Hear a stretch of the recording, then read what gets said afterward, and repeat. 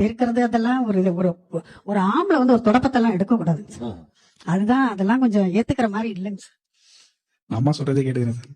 என்னண்ணே?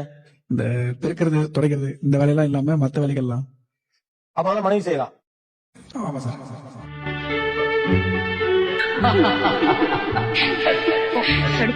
அது சேரா கண்ணா,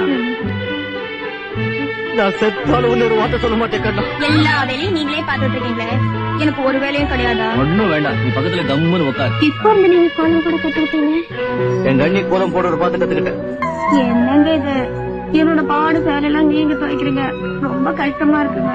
நல்லா இருக்க. ஆம்பளைங்க சட்டை வேஷ்டி செடி நீங்க துவைக்கலாம், பொம்பளைங்க பாவாடை சேலை வேற துவைக்க கூடாதா? யாரதான் என்னால தாங்கிக்க முடியாது.